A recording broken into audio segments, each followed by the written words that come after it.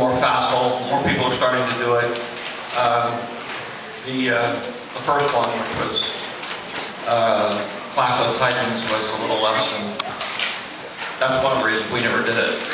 But now we found a new place. It's, I mean, a place we've been pushing along for a long time, and they, with a huge amount of help, did Alice in Wonderland, and so we're having them do ours.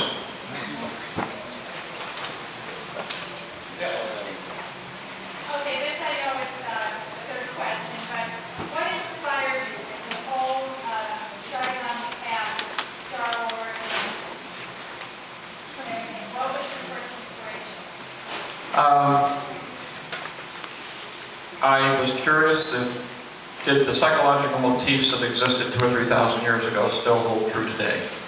And so I took those psychological motifs and I turned them into a movie. And that's Star Wars. Now we got a number 7 right in the back. Who had it? You. Me? Yeah, you only Yeah. Stand up. No. There you go.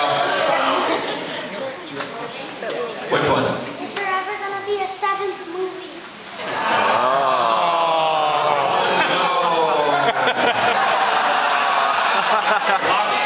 Watch the Clone Wars next year, 3rd season. Way better than the 2nd season. Mr. Lucas, considering how good of a job Irvin Kershner did with Empire, how come he didn't come back to do Jedi? Pardon? Oh. Well, at that point, I was very busy building up a company and trying to, you know, especially with Empire, I was trying to, you know, finance it, build a company, do all this stuff at once, and it was just too much for me to actually direct it. As it turned out, I spent a lot more time on the set than I'd hoped that I would. The third one, I just sort of just stood there the whole time and went along with the guy and helped, you know, everybody do it. But at that point, I just had so many other projects going at the same time that it was impossible for me to actually try to sit down and direct a movie. When I direct a movie, it's literally 3 years of not being able to do anything else. Well, why didn't you bring Kershner back for Jedi? You want to know the truth? Yes, sir. The truth is, the Directors Guild fined me $250,000 for hiring him in the first place because he was an American director working for a British company. And they then fined him $25,000. So I paid all the fines, paid him, and then quit the guild and said a lot of things that I won't say here. And then Richard was a British director and wasn't part of the Directors Guild, so I could hire him. Fourth row. The live-action TV show is kind of on hold because we have scripts, but we don't know how to do them. Because they really are Star Wars, only we're going to have to try to do it for a tenth the cost. And it's a huge challenge, a lot bigger than we thought it was going to be. Well, we're doing another little animated TV show besides Clone Wars, which is Goofy. It's done by the people who do Robot Chicken.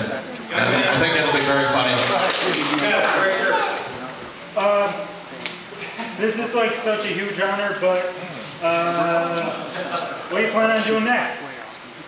I'm working on a film called Red Tail about African-American fighters during World War II. It's basically a combination of American graffiti, since they were all young kids, and the trench run from Star Wars with an all-black cast. Okay, thank you. The biblical symbols that are in all the movies, are they actually true, or some of your beliefs? Well, there is a lot of symbolism in the movie. Most of the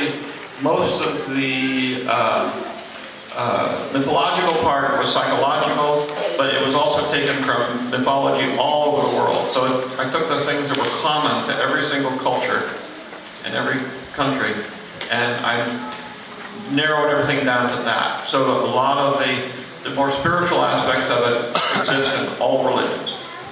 Back row in the tie, and then Jim, next to Jim Warren.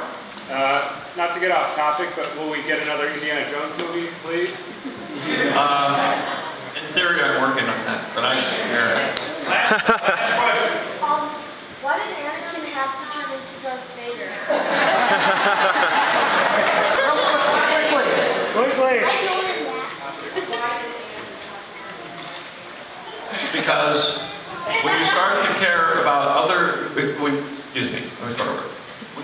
care about yourself and the things that you own and the things that you have, and you're greedy and you want things all the time, and you don't want to give them up because you're afraid to give them up, you turn to the dark side. And that's what happened to Anakin.